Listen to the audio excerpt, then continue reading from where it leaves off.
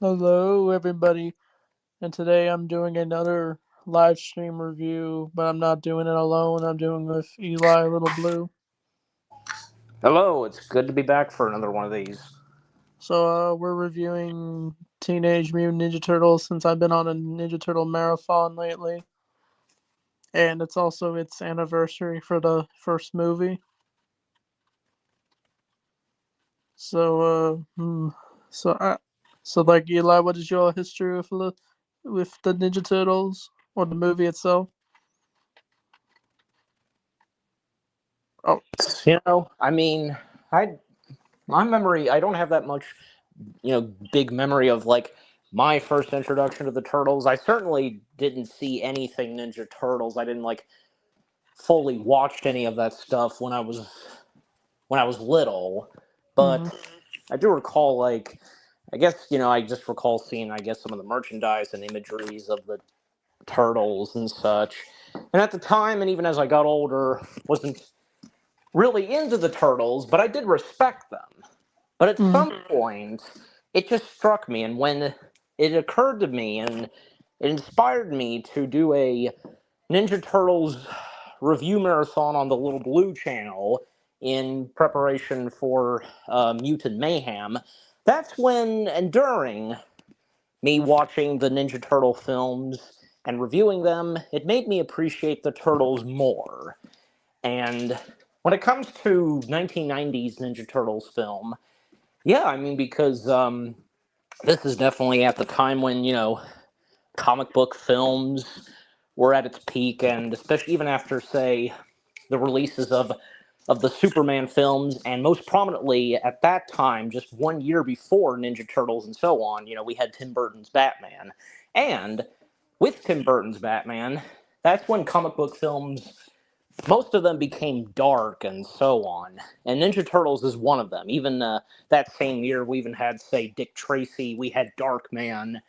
And when it came to Turtles, well, you know, the Ninja Turtles, the Teenage Mutant Ninja Turtles film in 1990, a good success. Although when it, like, say, came to the sequel, its first sequel, well, it was toned down for younger audiences because, yeah, I mean, parents complaining about the first one being dark, but that's what made the first film so good.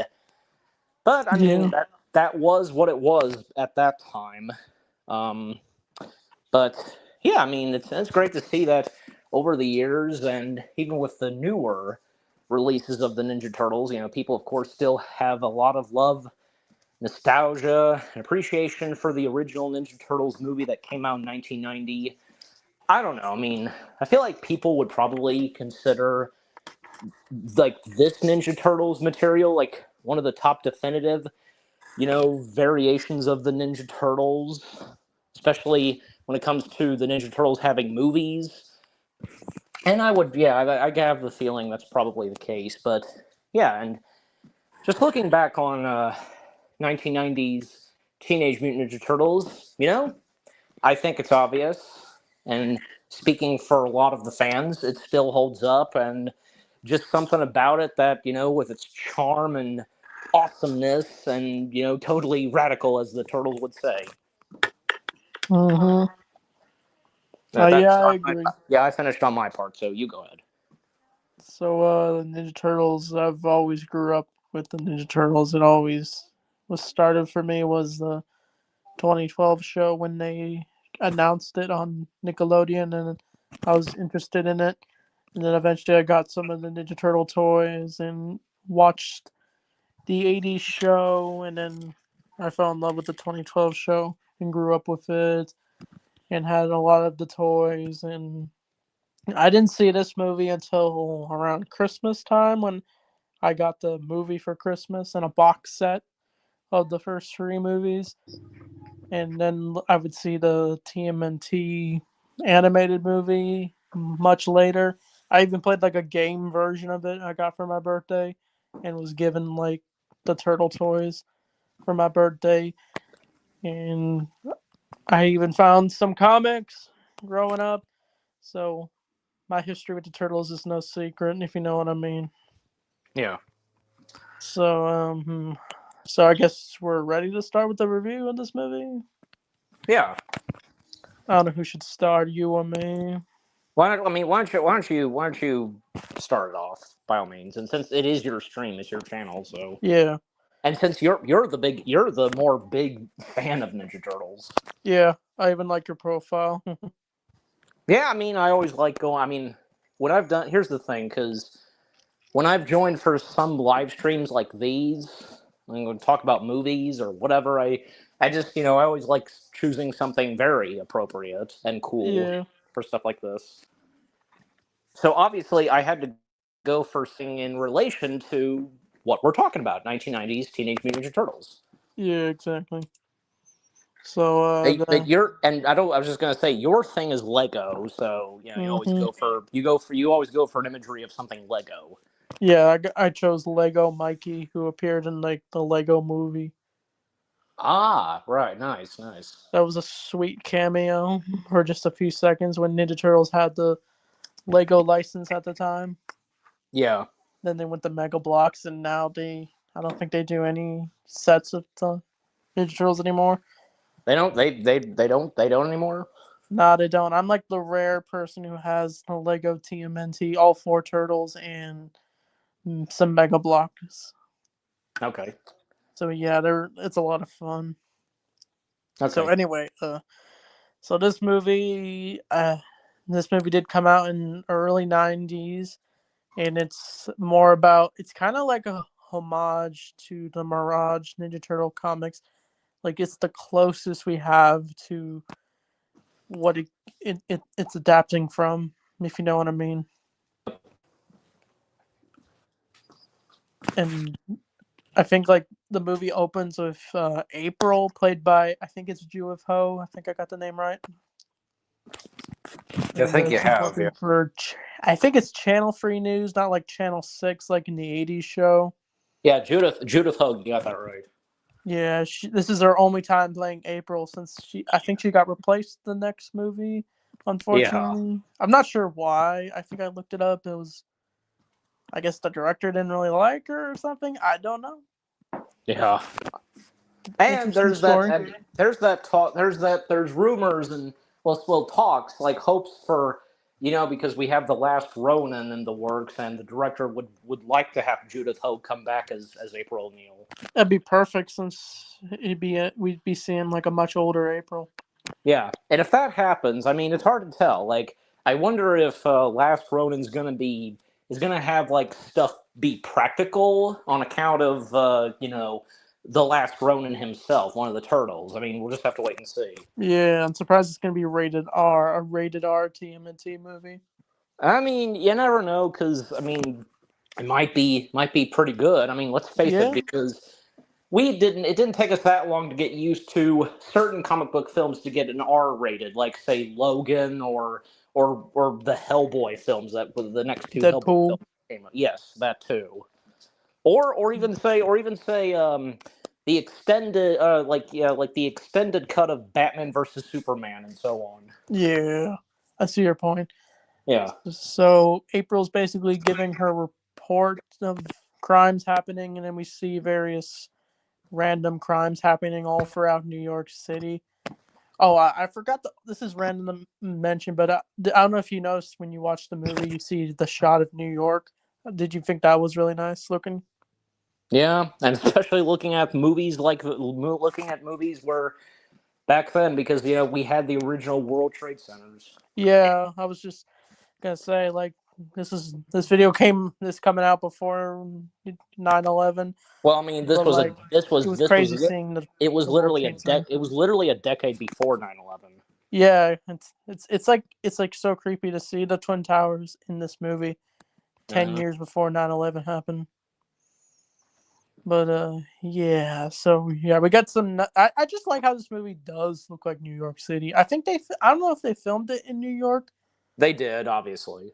So yeah, it just looks like New York. Like you can just feel the grittiness of New York. Like you see various criminals just doing simple crimes as like stealing wallets, stealing random stuff, and we even see some of the Foot Ninja for the first Yep. time. Like they, I The Foot Clan, yeah. yeah, they even kind of look like how they look in the 2012 show. I think that show probably took inspiration from those versions of the foot soldiers. Now that you say it, I think they probably did. Yeah. Yeah, pretty much. They even got like the bandanas, which I thought was cool. Yeah. But I think what happens in this movie is April is done with her broadcast, and we actually see her in a yellow coat. So that's the only reference we get to April always wearing yellow. Uh huh.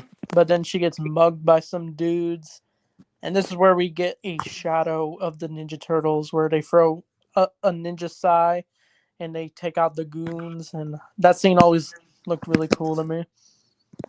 How they instantly just took out the goons and just tied them up and just disappeared like that. Mm-hmm. And then we're like, once the cop shows up, we see like one of the sewer manhole covers open, and we see Raph trying to grab his sai, but April grabs it, of course, and he says, "Damn!" He says that a lot in the movie. Yeah, that was one of the things that parents complained was, the some of the language. But oh, come on. Nowadays, like, say hell and damn is not a big deal. So, Yeah, I got a funny story. So after and I that saw is this movie, I actually said "damn" at a restaurant, and I got it from this movie. And my parents got mad because I said "damn" at a restaurant, and they said, "Where well, did you I mean, get that from?" And I did not reveal. It was because of this movie.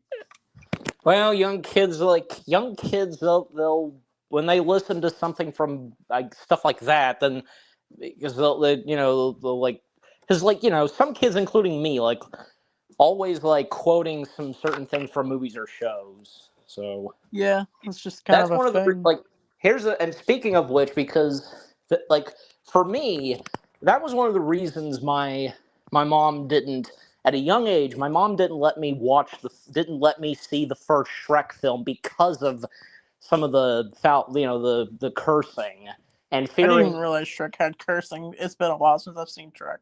Well, I mean, yeah, like Donkey at one point says "damn," and even like Shrek, saying "stubborn jackass," and see, Mm-hmm. because my mom feared that I probably would say some of those words at church. So Oh wow, that's yeah, crazy.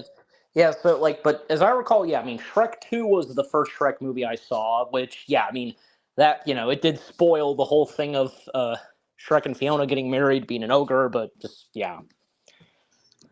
So yeah. So I think once we do get the sewer scenes, we actually see the Ninja Turtle logo, and it's the '80s show logo. Hmm. And then we get our first glimpse of the turtles themselves. So, what do you guys say about the what the turtles look like since they used rubber suits for every turtle in this Well, movie? we of course got to acknowledge that Jim Henson, who was still alive, and his company, who were responsible for bringing the turtles to life. Yeah, because I think even still to this day, how the turtles were done and brought to life in this, it's still amazing how amazingly practical they were, and and especially at the Jim Henson's company and such really going to the next step of bringing puppetry to life and making look something practical in the case of Ninja Turtles. Mm-hmm.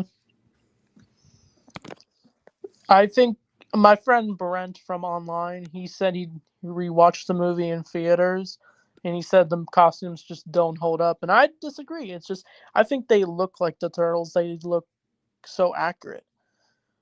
And Uh-huh. I just love the details of like the shoulder pads they wear and the straps they wear for their weapons, and they just look like the Ninja Turtles, and they fit the personalities well of each turtle. You can just tell who's who in this movie.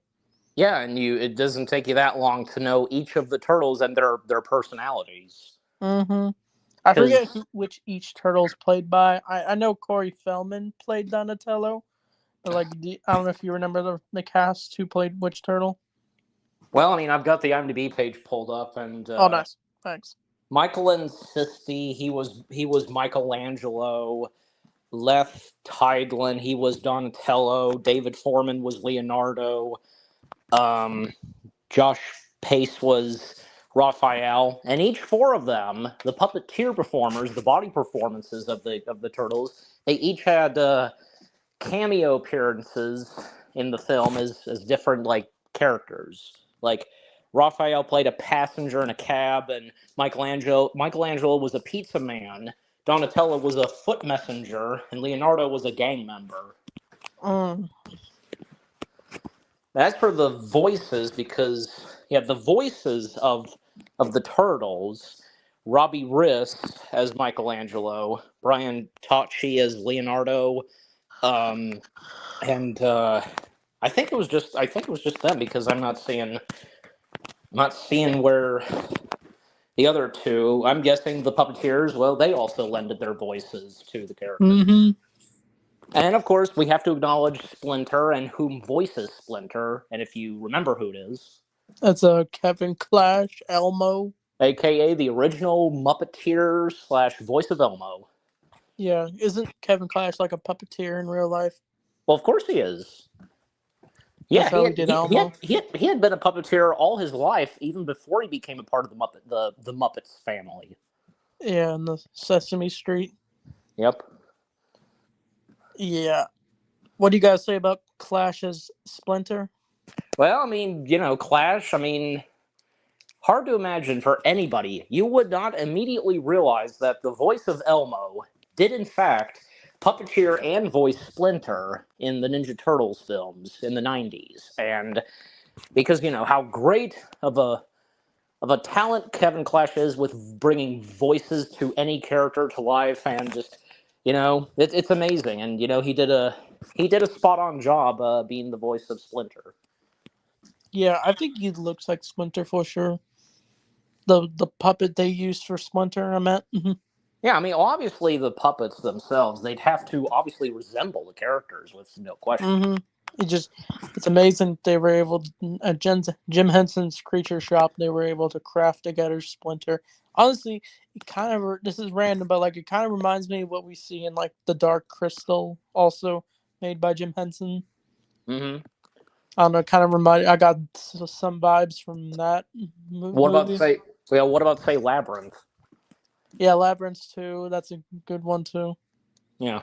Now fun fact. I just and because of those two films and Kevin Clash, because Kevin Clash was offered by Jim Henson to work on the Dark Crystal, but Kevin Clash was committed on two projects that he was a part of, Captain Kangaroo and Great Space Coaster, if those ring a bell. But yeah, because of that, he just was not able to officially join Jim Henson and his Muppeteers to do Dark Crystal. But then after each Captain Kangaroo and Great Space Coaster came to an end, that's when Kevin Clash was then again offered to do something else from Jim Henson to be a part of Labyrinth, which he accepted, of course. And from there on, now he would be officially a part of the Muppets family and be a Muppeteer, which started with Labyrinth.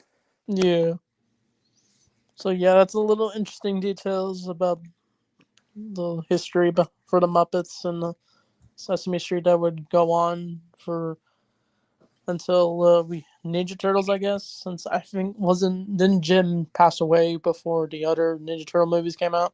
He did, yeah. I mean, he was like his company being involved in the sequel, and even the Ninja Turtles 2: Secret of the Ooze. It was dedicated to Jim Henson, and yeah, because in 1990, that being the year when he sadly passed away, because various projects that Jim Henson was working on, some that came out that year, where yeah, because we had Ninja Turtles, we also had the first movie adaptation of Roald Dahl's Witches, and Jim and his company they worked on the practical puppets and effects for that film.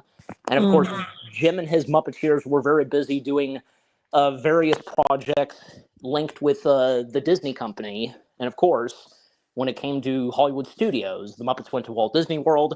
And then the following year, we had the sadly now defunct Muppet Vision 3D. Mm. So, Yeah, so even even right before Jim died, he was still a very busy man, and yeah, a good majority of projects that he did that entered in the '90s. Yep, that was amazing. yeah. So yeah, rest in peace to Jim Henson. Indeed. So Another magical, magical being that we've sadly lost. He was right there next to Walt Disney. yeah, definitely, I agree. So mainly what happens in this movie is like the turtles have returned home and they're kind of just wanting to have fun instead of meditating with Splinter. We get a few scenes of Mikey trying to order pizza on the phone. Raph's pissed because he lost his eye, and I think Splinter tries to tell the turtles that he will be gone someday, and that's meant to be like a cryptic line until Uh-huh. later in the movie. Yeah. But I think one of the best scenes in this movie is where we get a simple scene with Mikey and Donnie. Donnie's skateboarding to Mikey, who's waiting for the pizza man. I forget who played the pizza man in Well, this movie. well, I just said who it was. It was the puppeteer slash yeah. Was it?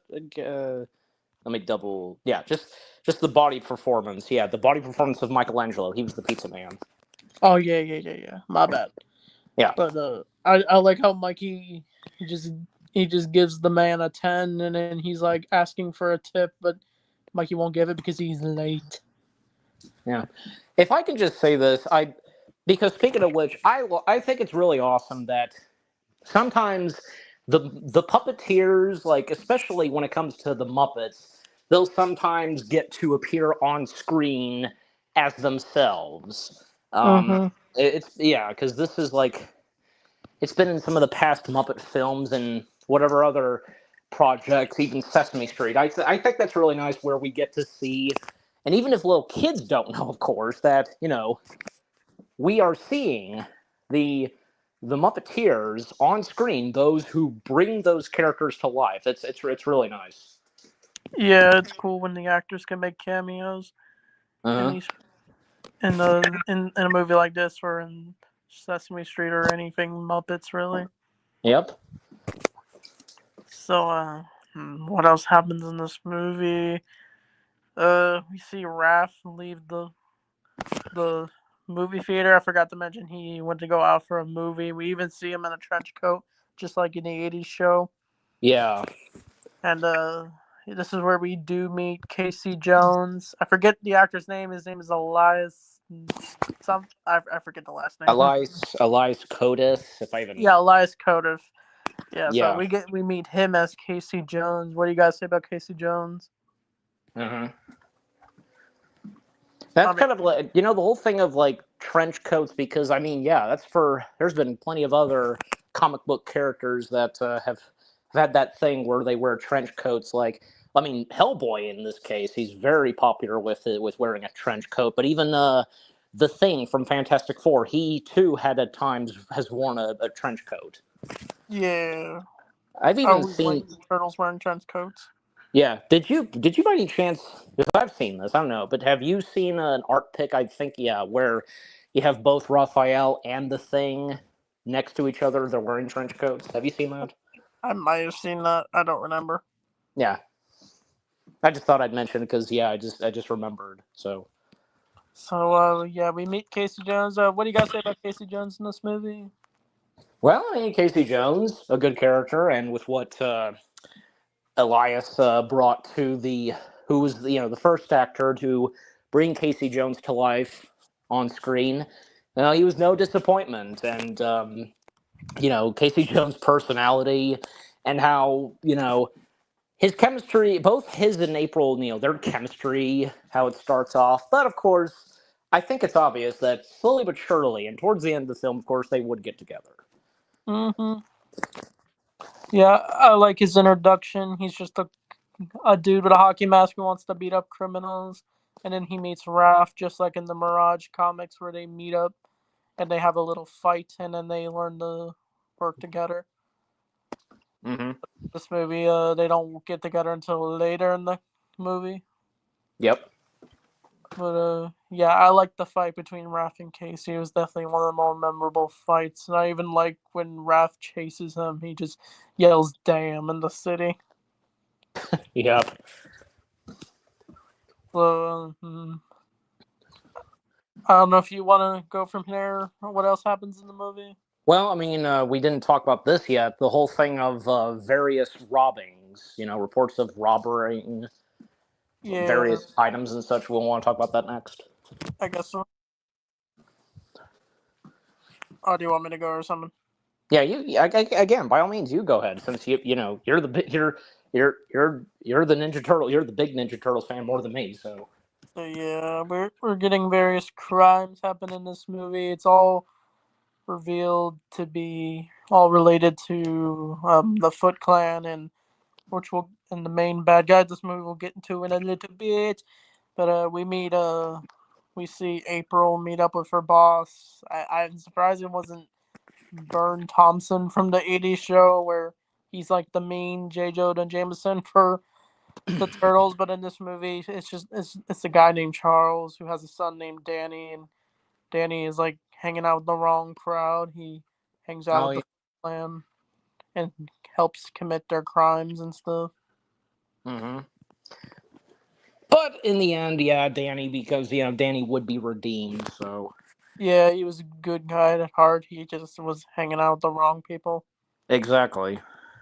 But once Danny does go to where he hangs out, this is where the movie gets really good. I don't know if I'm kind of jumping a bit, but is that okay? What's that now? I'm jumping a bit in this for what happens in this movie. No, go ahead. No, it's perfectly fine.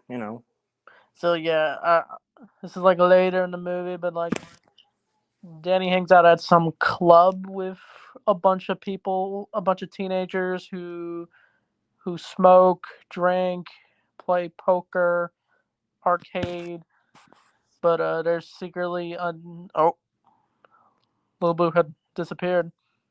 Uh, I'll wait for him, but yeah, Danny goes to this place every week, every day. I'm assuming in this movie. Uh, but once he, I don't know if I should wait for Little Blue. Yeah, I'll wait for him. Okay, he's back. I don't know what the heck happened because I. He disappeared. Oh, you got your Lex Luthor profile. Well, that was not supposed to happen. I'll change it. I'll change it. So Okay, take your time. yeah, go ahead. Continue. Okay, so Danny goes to this club where people are just doing various teenage things they probably shouldn't do. But it all leads up to where we get the introduction of the main bad guy of this movie, the Shredder. So, Yeah. what do you guys say about this version of Shredder? Well, I mean, Shredder himself, as we all know, being the biggest arch enemy of Ninja Turtles. So obviously, for Shredder, he'd have to be done very well. And I think that with what was brought to this Shredder in 1990s Teenage Mutant Ninja Turtles was pretty good. And James Sato, yeah, if I said the last name right, he did pretty well, bringing the Shredder to life, and and because the costume, the wardrobe, of course, the iconic helmet that he wears is obviously have to have that, and of course, like when it would come to Shredder returning and not being defeated, is yeah, and how he would technically get an upgrade in the next film and such. But yeah, Hmm. just overall, Shredder in this, pretty cool. Yeah, his introductions it actually shows that Shredder is intimidating in this movie. Like you feel like you're not safe when you're around Shredder. Like he actually feels like a threat, if you know what I mean. And Yeah. like the armor just looks super. It it honestly does look like it's actual sharp metal on him. Yep. But I mean, he's basically. he'd obviously have to have sharp, stuff on him, so his armor, Mm-hmm. because And he's the Shredder. yeah, exactly. But the way he leads the Foot Clan, it's more portrayed. I like how the Foot Clan's portrayed completely different in this movie. How it's more portrayed as like I don't know, the Foot Clan treat each other like their family or some way, but they're going about it the wrong way because they're committing various crimes. In most versions of the Turtles, the Foot Clan is just portrayed as a silent ninja group. Yeah. So yeah, I like that change to the story's narrative. And Hmm. I think there was also like a deleted scene where we see Shredder use his attacks on various ninjas that attack him. I don't know if you've seen that. That scene looked super cool. Yeah, it was. Yeah, it was cool. But so yeah, that's the introduction of Shredder. So oh yeah, I forgot to also mention we also meet Tatsu. I think his name is. He's basically Shredder's right hand man. That character Yeah. was always, I don't know if he's a meme, but like he's definitely memorable villain Hmm. of this movie for sure. Uh huh. Yeah, he would also appear in the 2012 show where he appeared in the fifth season, and yeah, he definitely looked like the movie version. That one got killed off early in the episodes, but yeah, I think I prefer this version of Tatsu, the movie version. He's super memorable. I mean, do you got anything to say, or are you good? Uh huh. I meant like, did you have anything to say about Tatsu or no? Oh. Well, I mean, I don't know, because Tatsu, I couldn't have said it better than what you said, because yeah, Tatsu, because it's great when in some films that sidekicks and henchmen, top henchmen to the main villains, there are always other great side villains in movies, like yeah, it's like I can think of like best examples, like I can think of like say the Indiana Jones films or yeah, like the Batman films sometimes. Like, well, most prominently, yeah, Batman '89 because we had Bob. But yeah, like in the case of the Indiana Jones films, most prominently, like I can think of like say Raiders and Last Crusade, like some of the other members of the Nazis that they're always great, and other extra villains for any movies like those, and yeah, just with the character of Tatsu in 1990s Ninja Turtles, yeah, a pretty good other villain, which really being a sidekick slash top henchman for Shredder.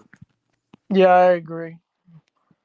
But mainly Shredder's henchmen and throughout the Turtles lore is Bebop and Rocksteady. I wish we could have gotten them in the second movie, but we got Toka and Razar in that movie. Yeah, in fact, I was thinking of that because, like, apparently, because it's obvious that those two characters in the sequel, they're like Rocksteady and Bebop wannabes. The thing is, as I recall, I think I read this where I guess they, due to licensing issues, they could not adapt and bring in Rocksteady and Bebop for the first sequel. So they did Toka and Razar. Yeah, I as think instead. Toka and Razar eventually appeared in the '80s cartoon. Hmm. Now, not to say that those two in Secret of the Ooze they were bad. They weren't bad characters. They were some pretty good ones. But I think at the same time it's obvious that we could have gotten Rocksteady and Bebop because that's what we were meant to have seen in Secret of Ooze. Hmm.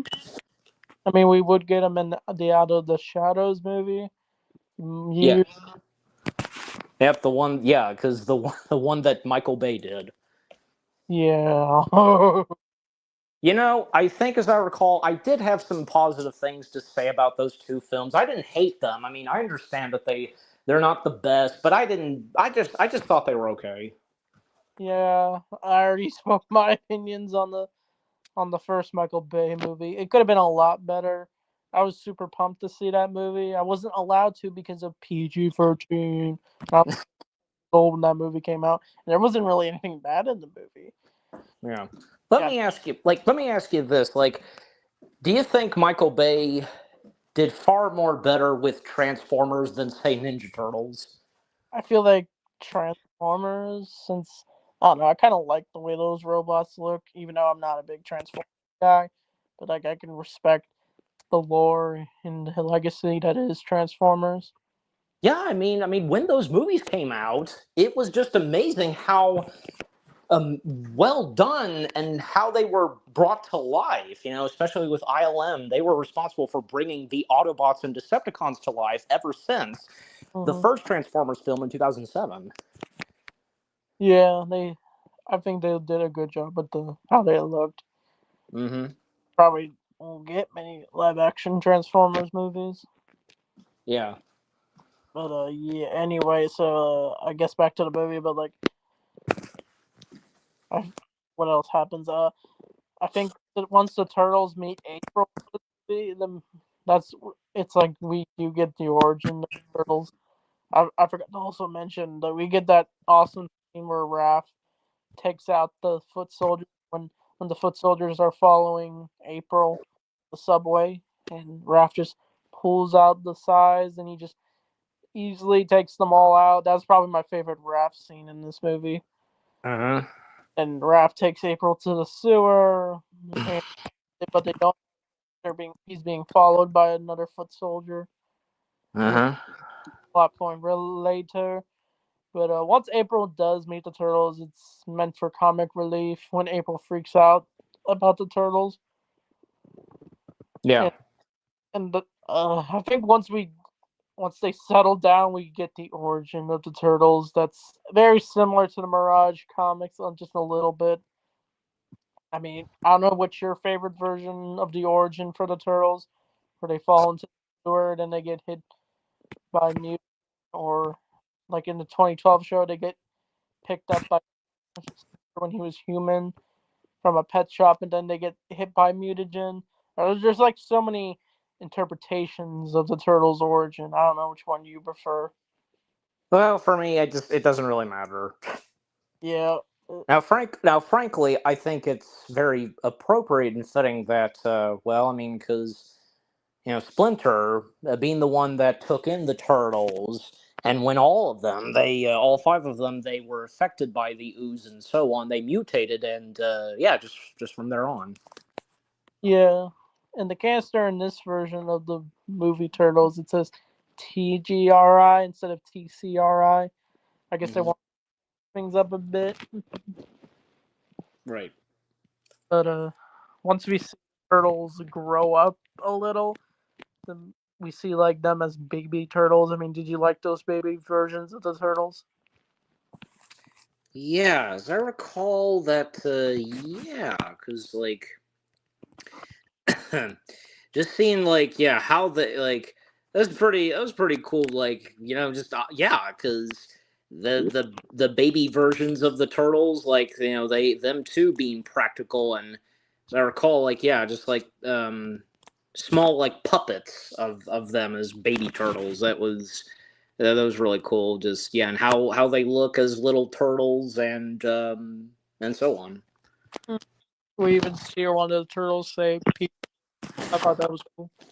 Yeah, you do, and you do know because, like, you obviously know the toy line of Ninja Turtles of 1990, and the ones that NECA has done. I'm sure you have seen the ones they did of them as babies. Yeah, I think I've seen those. The NECA toys look really well detailed for Oh those. yeah, like it's like they just NECA always fantastic at really making them so accurate, no matter what. And in the case of Ninja Turtles, it's like yeah, they came straight from the 1990 film. Yeah, and they're doing like toys for like the '80s show, and they're like recreating some of the characters from that show. Into Hmm. I thought that was really well done. I don't have any of them, but like I've been collecting some of the old Ninja Turtle toys. I recently got all four turtles as from the '80s toys line, and they're like really good still to look at. And they probably go up for a lot of money, but yeah, they're Yeah. really good toys to have. Yep. So sorry. That's fine. Uh, sorry, I was just tired. Yeah, and I had to mute for a moment, so. Yeah, I think what once April learns about what's going on, she learns all the turtles' names, and she she thinks she's dreaming, but she's not. But Nope. she invites the turtles to their house, and things go well until the turtles arrive home, and they realize Splinter has been kidnapped. And we get this infamous scene where Raph pulls out his size and screams. That scene always scared me as a kid. I don't know why. It just looked like, whoa, that just came out of nowhere. I mean, what do you guys say about that? Yeah, just the heat of the moment for Raphael, and like I said, like again, early as it was said, where we know each of the turtles and what their personalities are like. In the case of Raphael, we know that he's the very aggressive one, and he really has a tantrum. Mm-hmm. He has a temper. Mm-hmm. He does. I mean, the '80s one, the '80s show, he's more sarcastic, but I think for this movie, they first established as Raph having a temper. Well, I'll take that back. In the Mirage comics, he definitely had a temper, Yeah, where but he took his anger out at Mikey in the comics. yeah, because as I recall, Mikey's the one that Mikey's the goofball, isn't he? He's the one that's Yes. yeah. And see, that's the thing because because Raphael's the one with the temper, very aggressive and such. Leonardo, he's the leader.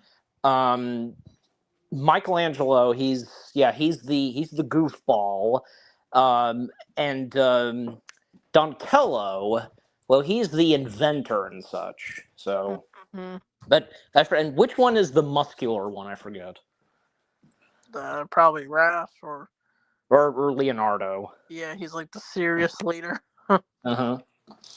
that's that's all the personalities of the turtles. Yeah. I don't know. Some people can't get which turtle is which, right? I don't know why. I mean, unless you're, I don't want to sound like a gatekeeper, but like it feels like if But someone's not really a big Ninja Turtle fan, they probably aren't gonna tell which turtle is which. yeah, and not even like the different colors they wear. Like if that like apparently that's not enough for a lot of for people to know which one's which. Mm-hmm. They'll just say, "Oh, is he the red one?" or "Oh, is he the purple one?" That's usually how it goes Mm. for And by the way, conversations because about the turtles. yeah, and by the way, we have I mean, of course that Splinter he named all four of the turtles off of famous names, you know. Yeah, famous artist, Exactly. Renaissance artist. Mhm. Yeah, I learned about it in history class where we learn about the artist, and I don't remember much, but like I remember learning just a little about the Renaissance artist of every Yeah. Ninja Turtle Yeah, that has the like in the name case based off an artist. yeah, the one I can remember most probably is like Leonardo. He's named after by full name Leonardo da Vinci. Yeah. Yeah. So I guess we'll speed things up. So Yeah. yeah, yeah. So That's sorry. what I and that's what I do. That's what I do some good majority of times in my reviews on Low Blue. So yeah, the turtles live at April's house for a while until they can figure things out, and they're getting along well at the house. They almost get caught by Charles and Danny, and I just love the scenes where Mikey hides under the table, the stuffed panda, and then he disappears. It's funny. Yeah, Danny's especially the biggest one that almost at first finds out about the turtles. Mm-hmm. Until he almost thinks he's hallucinating. Yeah, but even on account of when later on because him being a part of the Foot Clan technically, and when he would encounter and interact with Splinter, and Splinter would be the one that helps Danny to wake up and such with whose side he's on. Mm-hmm. So yeah, April has to hide the turtles in her house until later when Raph gets into an argument with the turtles, and we get the more sibling rivalry between Leo and Raph. I think it's like established in this movie where they would other incarnations would have Leo constantly butt heads with Raph, and like Raph basically sort of quits the team. Not really. He just goes off to pull off some steam on a rooftop, and we actually get a nice shot of New York where Raph's staring outside the New York. But of course, he's gonna get ambushed by a bunch of foot soldiers, and usually in the continuity, it's Leo who gets ambushed by a bunch of foot ninja, and then he gets thrown through the window. But in Yeah. this version, it's Raph. He gets beat up by the foot ninja and gets thrown through the window. Uh huh.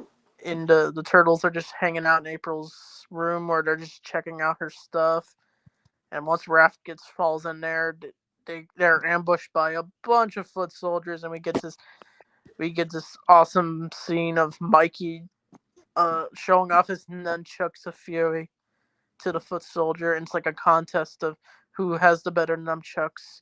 And Mikey clearly won that contest. But once we do see the turtles fight, it's a bunch of cool action packed slapstick all put in together in this movie. So yeah, I Oh mean, do yeah. you like the action? Yeah, especially at the time, like of the '90s, like yeah, how action was done, and in the case of Ninja Turtles, it was it was really well done, and with the practical turtles fighting the Foot Clan, and yeah, just everything about it, just even still, just really awesome. Yeah, but it's just like in the Mirage comics. One of the foot soldiers, when fighting Donnie, he accidentally throws an axe at the wiring of the building, causing a fire. But this is where we get the return of Casey Jones, who decides to help out. Yep. And because of him, they're all able to escape in a random part of the house, a secret entrance out. And I think we also get a voicemail from April's boss that she gets fired. That's Hmm. that's for sure. It leads to like an argument later between April and Casey, but they all decide to escape the the April's apartment, who's burning down in flames. Who knew that much wiring could destroy a giant apartment? Yeah. But we also this is probably the darkest scene in this movie, where we see Splinter chained up and he's bleeding a little, if you notice up close. Uh And huh. Shredder come up to him, and then he just threatens him, and then he just punches Splinter. And it's very sad to watch for poor Splinter. And this is Splinter we're talking about. Yeah. But Shredder's still looking for the turtles, of course. He doesn't know. I don't think he knows they're turtles yet. But we also get this dark scene where Tatsu decides to take his anger out at one of the foot soldiers. He ends up really hurting him. I don't know if he kills him or just knocks him out. I believe he does technically kill him. Yeah, that scene was infamous. He just killed one of the foot soldiers, and you actually feel sorry for him, even though he's part of the wrong side. Yeah. Yeah. What did you think of that scene? Was it crazy? Yeah, but at the same time, just dark. Yeah. This movie is dark. Honestly, if this movie came out today, it probably would be PG-13. Yep. And because of Indiana Jones 2, Temple of Doom, they decided to create the PG-13 rating. Yeah, especially on account that, well, because with that, and also Gremlins was another one that, Oh, as I recall, was also responsible for the creation of PG-13. yes. Thank you, Steven Spielberg. Yeah, good move on Spielberg because slightly older kids, wanting to see these kind of movies and these kind of movies being right up their alley. So Yeah. We just reviewed a Spielberg movie, Jaws. Go check out our review on that. yes, we did. Yeah, so I think what Now I happened. don't. Now I have. Speaking of which, I'm just gonna say I have a feeling probably Jaws nowadays would probably get a PG-13 rating. Yeah, it would. It definitely would. Because of that shark being terrifying. Uh huh. So, And yeah. the blood and goriness as well. It definitely be redeemed. So, anyway, the turtles moved to the farmhouse. Do you like the farmhouse? I think they filmed it on a different location. Yeah. Yeah, I mean, it was pretty good. The Far House. That's really all I've got to say. Nothing too major. Just Yeah, just I think they filmed it somewhere. I don't know if you know Michelle Ivy. She's a big turtle fan. Oh yes, I'm well aware of her. As I recall, yeah, I am technically friends with her on Facebook. Yeah, I go on her live streams every week, every time she goes live. But she actually told a story where she actually visited the set. Well, not years after the movie came out, but she visited the place they filmed it at, and they were actually showing Ninja Turtles on screen at the place they filmed it at. Hmm. So yeah, that was a Nice. for her, and she has met probably all the Ninja Turtle actors when she goes to conventions. Yeah, she is definitely a diehard fan for sure. Mm-hmm. So yeah, Probably the biggest number one Ninja Turtles fan in the world. definitely. I mean, she's obviously not the only one. There's plenty of others. Yeah, So. she was on Totally Obsessed. Oh my bad, that was a clipboard. But she was on Totally Obsessed, and she Yes. actually told the story her behind the scenes of that show and how everything was like exaggerated for her being obsessed with the turtles. But yeah, that's a different story. But yeah, I always thought Michelle Ivy was definitely a great figure for Ninja Turtles, and she actually got to see this movie, but she got to skip school just to see this movie. If she read an entire book, that's what story she tells. Uh-huh. So yeah, that shout out to Michelle Ivy. So Yes. the farmhouse scenes, we get a lot of nice scenes. Rafts in a bathtub healing up, I guess. We see April drawing various pictures of the turtles and reflecting on everything that's been going on. We get like these nice sketches of Donnie on a truck with working on a truck with Casey, and I think see Leo sitting on a on a chair just waiting for Raph to wake up. Mm. But when Raph does wake up, he's like, "Oh my goodness, what just happened?" But Leo actually says sorry for telling Raph that. I forgot to mention Leo told Raph that they don't need him at all, and Leo apologizes to Raph. So I like that bonding moment between the turtles. Right. But yeah, they're going back to training, and of course, I mean, you get this infamous scene where I think it was Mikey on the farmhouse building, but they used Raph's voice for some reason, where they have one of the turtles yell "Splinter." Yep. Are you good? Yeah, I'm good. Okay. We get this. Probably one of the most memorable scenes is where Leo meditates and he sees Splinter calling his name, and this is where the turtles decide to get together for a bonfire. And then we see like a sort of forced ghost version of Splinter talking to the turtles out of Uh-huh. once. Oh, Yeah. uh, Yeah, I'm still here. Don't worry.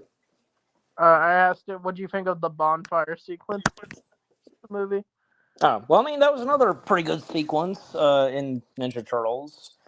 Um, Force you ghost know of how? What's that? we see like a force ghost of Splinter.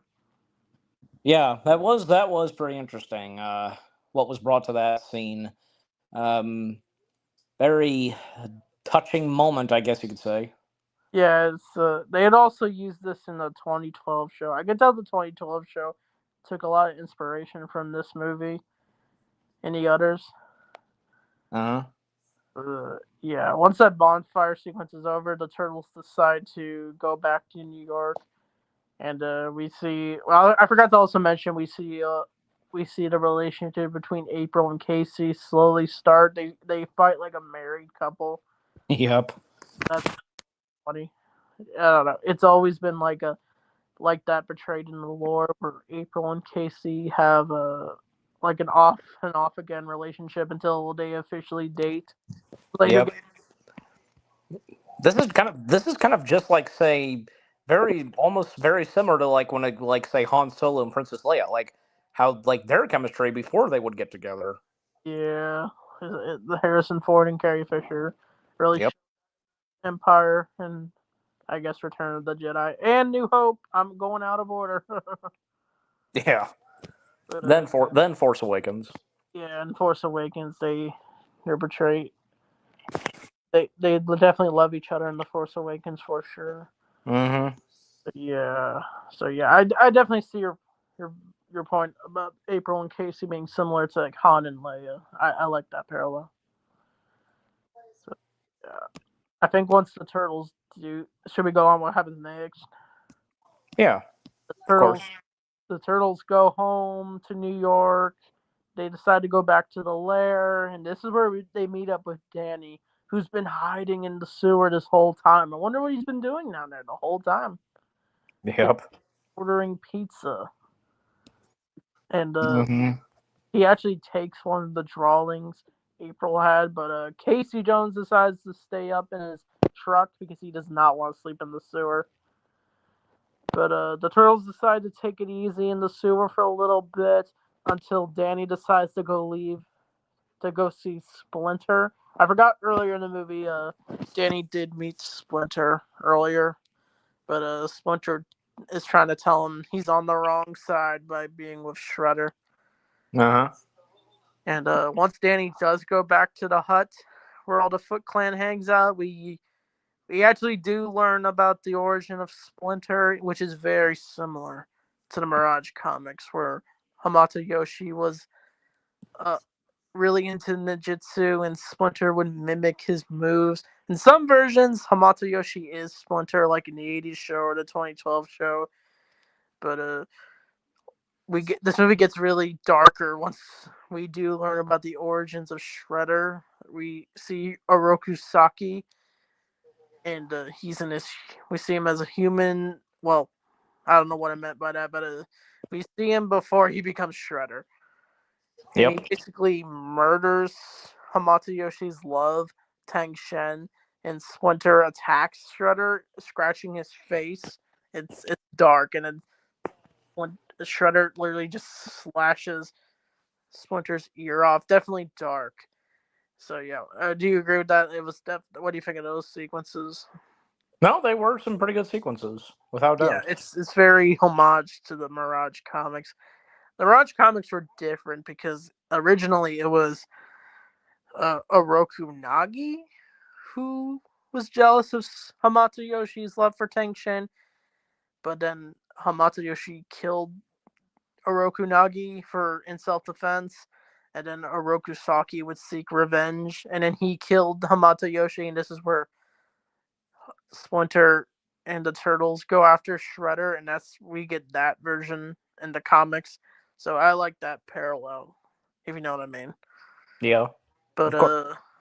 once Shredder finds Danny, he decides to go after Shredder, and that yeah, we definitely see Shredder go full Shredder mode when he intimidates Danny by finding the turtles drawing that Danny had.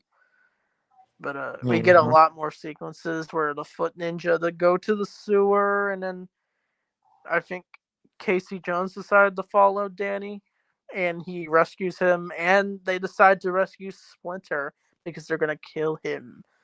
But did you like the fight between Casey and Tatsu? I thought that scene was infamous. That, yeah, without a doubt. Yeah, he just takes out Tatsu with just a golf club. Hmm. Mm. I mean, you got I even like how Splinter and Casey are able to convince, almost not really convince the people in the Foot Clan's headquarters, whatever you want to call it, convincing them that Shredder is the bad guy and how he has brainwashed all of them, and they all refer to each other as family. Hmm. What do you think of that? Oh, I don't know if you heard what I said. Were you asking me something? Yeah, I was asking, how do you feel that the Foot Clan refer to themselves as family and then Shredder? I mean, Splinter convinces them that they're all being brainwashed. What do you think of that? Well, I mean, because obviously Splinter has a point, and just, man, them just being used by Shredder, and what Shredder has given them the point of view of is just the total opposite. Mm-hmm. So yeah, we get that sequence, and then like all the Foot Clan decide to, I guess, meet up at the area the turtles are getting attacked at, where they get attacked in the sewer, and we get this long sequence of the turtles fighting the foot soldiers. It's super epic. We even see April do some action, of course, and yeah, eventually it leads to the turtles going on the rooftop, and they take out the rest of the foot soldiers. And this is where we finally do get our first real, like, we glimpse of what Shredder can do. Once we see him land, it becomes really good. I mean, what do you guys say about the big final battle of this movie? I mean, with how each of these fights throughout the film just getting really awesome, and the more intense and epic they get, up to the final battle. Obviously, yeah, because the best fighting battles saved for last in the film just was of course no disappointment. Yeah, it's really good. Like, we see Shredder's full power. All he had to use was a spear just to Yep. take out the turtles. And yeah, he literally almost kills Leo. It's crazy. Yep. But And then Shredder's defeat. Do we want to go ahead and mention that? yeah, once Shredder gets defeated, it's done really well. Where Splinter shows up on the building after being rescued, and he says, "We've met many years ago. You in Japan. And he references Hamato Yoshi, and of course Shredder remembers. And we actually see Shredder's face. He takes the mask off, and then yeah, he's got a giant scar on his face. And he Hmm. says, and he just immediately charges at Splinter, and yeah, he almost falls off the building until he tries to get back at Splinter, and then Shredder just falls into a garbage truck, and then Casey says "oops," and then Yep. presses the button. That was probably my favorite sequence. The Casey pulls out a garbage truck, perfect for Shredder, and then he gets crushed to death. And we thought Shredder died until we see him in the second movie where they brought him back. I don't know if the second movie takes place immediately after the first movie. I think it takes place just a little bit after that Yeah. movie. But I think I don't. I'm sure the sequel does establish exactly. It is established in this somewhere in the sequel, like how long it's been since the first movie took place. hmm so yeah, the turtles and Splinter have defeated the Shredder in an awesome sequence. Definitely for sure. Probably one of the best sequence of the whole movie. The final battle with Shredder. But of course, the day is saved.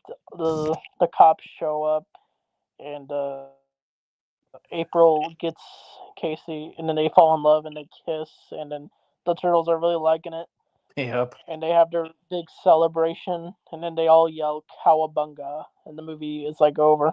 Mm-hmm. So yeah, I was jumping a bit, but yeah. Yeah. So yeah, that's Teenage Mutant Ninja Turtles. How do you feel that this it's the anniversary of this movie? How do you feel about talking about it?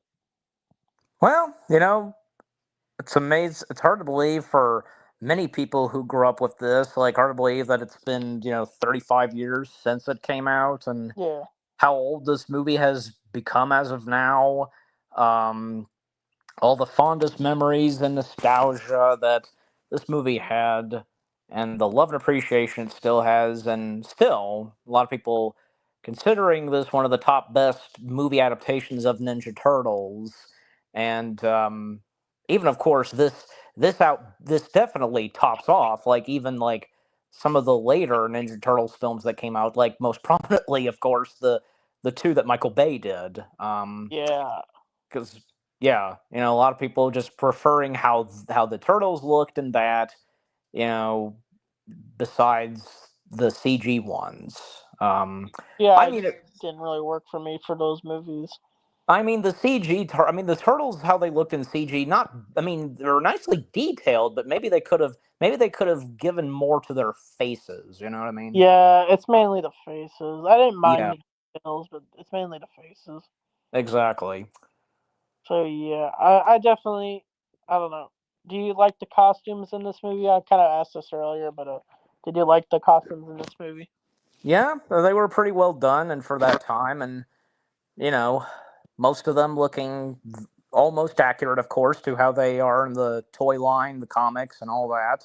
Yeah, they didn't even do toys for this movie. Until now. Yeah, years later. Yep. So apparently, that for some odd reason the time didn't come for that, but now it is. The time did come. So yeah, because of this movie, they wanted to tone down the Ninja Turtles a lot, so they did the second movie. Everything's definitely lighter. Yeah. And do we want to quickly like mention what we think of the sequels? Yeah, I've already given my reviews on it on my channel, but the second one's fine. I liked it. Not my favorite Ninja Turtle movie, but it was definitely has some good stuff in it. The third one, I didn't really like the third one. I mean, yeah, and here's another thing. Don't you think like how the turtles and the other characters looked practically in the first sequel, they still looked pretty good? Yeah, they looked fine in the second movie, but the third movie, I don't know what happened. They just looked really weird. I mean, because it's like you'd think as the movies come out, and you think that the practical effects and creatures would look good, but apparently not in the case of, like, say, Ninja Turtles 3. Yeah, they were gonna do a fourth movie, but it got canceled because I guess because the third one did terrible. Obviously. But I think the fourth one was gonna explore like the turtles this next mutation, and then eventually that got turned into a TV show outside the movies, and Mm-hmm. that show did not turn out so good. I don't know. Yeah. Maybe I'll talk about the next mutation one day on the channel. Yeah. But I don't know. Do you have like a favorite incarnation of the Ninja Turtles, or it doesn't really matter to you? You're cool with turtles. I guess just overall, I'm cool. It doesn't really matter. Yeah, I can enjoy any of the variations of Ninja Turtles, just like how the same obviously goes for, say, Batman and Superman. yeah. I don't know if I really have a favorite Batman or Superman. It's always been great to me.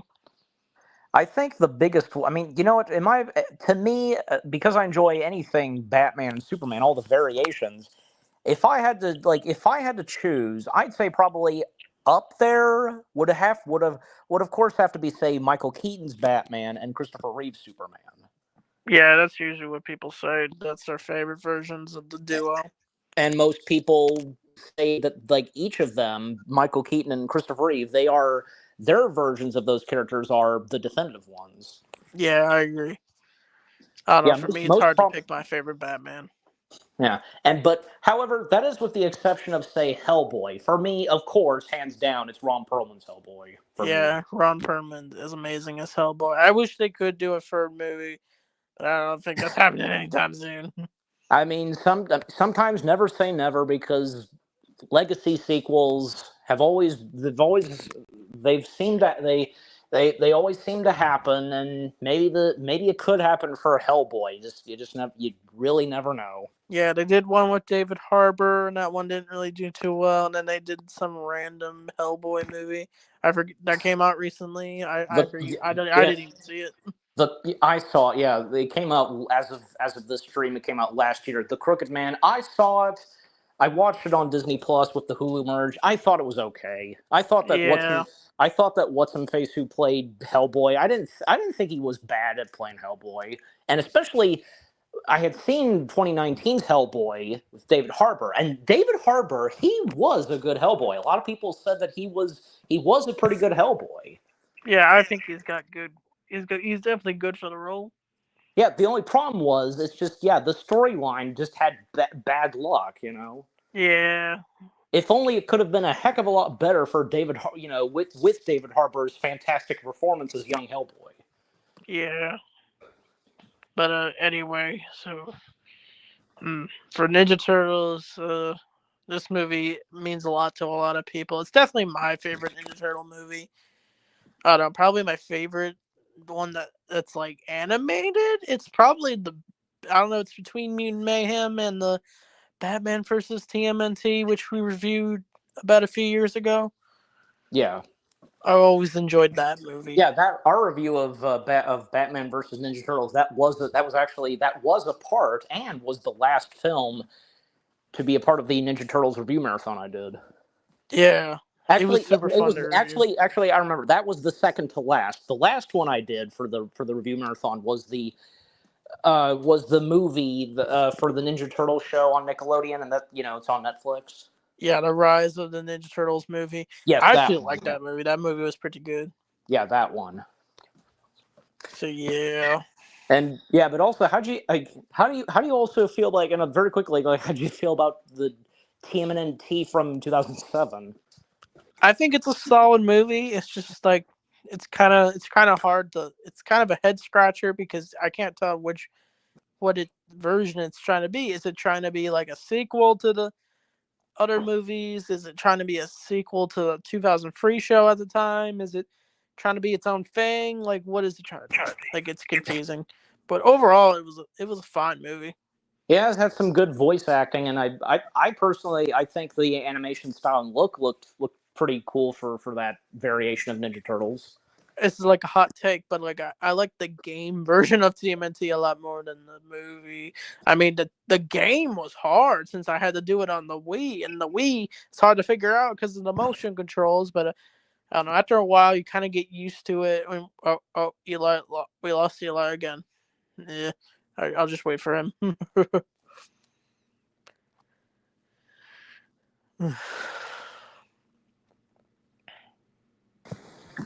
I don't know what happened. My finger slipped on Messenger and it kicked me out. So Yeah, you're good. yeah. So yeah. Anyway, I was talking about an internal TMNT game. So yeah, that's my hot take. So what would you give this movie out of 10? For me, it's like a I don't know a 10 or a 9. It's between those two. I mean, I know this movie isn't like top 10 movies of all time for me, but it's definitely on a list of movies I really enjoyed throughout childhood. Mm-hmm. I mean, what Well, would you give now, this movie out of 10? well, pretty much the same amount of stars I gave it when I reviewed it on Little Blue. Because yeah, and I gave it, and I still do. I give this an 8 out of 10. Oh yeah. So yeah, we both really enjoyed Teenage Mutant Ninja Turtles. Happy 35th anniversary to this movie. Indeed. So yeah, there's a lot to talk about for this movie, especially with the turtle costumes, Jim Henson, and involvement in this movie. Just a lot of homages to the Ninja Turtle comics at the time. It was definitely different for its time for this movie since we didn't really get too many superhero movies other than Batman and Superman. And this would definitely be on the list of the back then superhero movies for sure. Uh huh. Absolutely.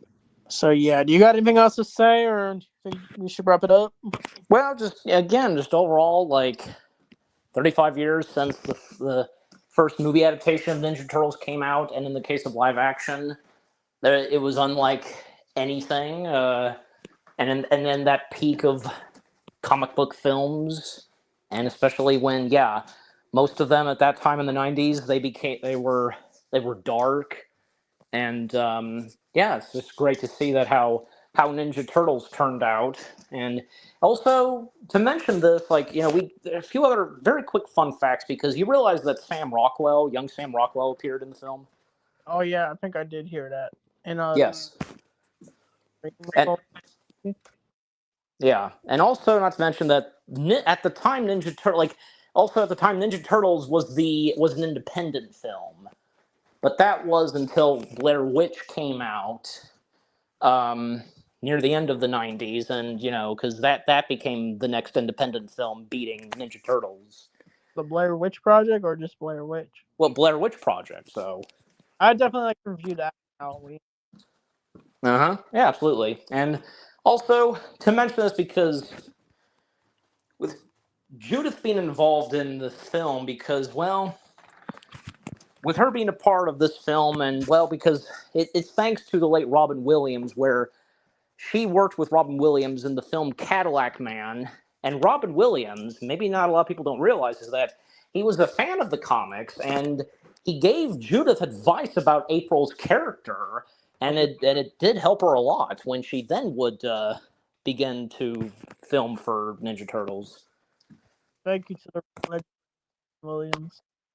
Indeed. And one more thing, because with the film being made, here's the thing: nobody wanted to make this movie like distributed or anything like that. Even Nostalgia Critic most prominently talked about this, but obviously, eventually, New Cinema Line, they stepped in, and thus, yeah, they became the official distributors of the first batch of Ninja Turtles films. Mm-hmm. I was just gonna say my favorite Robin Williams movie was the Dead Poets Society. His Ah, last nice. Robin movie. He had some good for this. Mm-hmm. Uh, you got it there. Should we wrap it up? Yeah, just in closing, happy 35th anniversary to 1990s Ninja Turtles, and yeah, just how much of a how much more love and appreciation this movie has with its legacy, and from there on. Indeed. So yeah, I'm a big Turtles fan. I know you're a casual fan, Eli, but I'm glad we got to get together to talk about this movie. Indeed. So yeah, is there anything we're gonna be doing in the future on your channel or mine? Well, I mean, some early teases. Well, because I mean, I still have it's in the works. I still have this in consideration where like what me and Anchorman did, where we reviewed all 5 seasons of the Batman from the early 2000s, we'll be doing something like that again, which being Clone Wars. Mm-hmm. And also, like, yeah, I have Batman Cape Crusader in consideration, that's on Amazon, so yeah, that as well. Okay, Crusader for sure, and Clone Wars. Uh-huh. And whatever movies like that I do and ones that you've seen or and are you're very interested in joining in for, like, just yeah. Yeah, anything. I mean, Halloween's coming up in October, so I don't know. We'll be on the lookout. Because I've already technically got like the lineup of this year's Halloweenish films I'll be reviewing, so I'll mention them to you, and if any of them like you'd be interested in joining in for. Yeah. Hopefully, we can review Scream. Yeah, that's probably going to be for sometime next year. Ah, okay. So another Yeah. time. Uh-huh. I mean, however, we talked about this where Batman versus Dracula. That's one thing that Oh yeah, we have to do. love Batman versus. Yep. I saw that movie for sure. So yeah, that be on the lookout for whatever we do in the future. So I can't wait to look. I look forward to it all. Yeah, from like doing stuff on his channel or on the Little Blue channel. So yeah, anyone who watches this in the future, definitely check us out. So Yes. anyway, I guess I'll leave it off like that. So anyway, thanks for watching. I'll see you. Cowabunga. Cowabunga.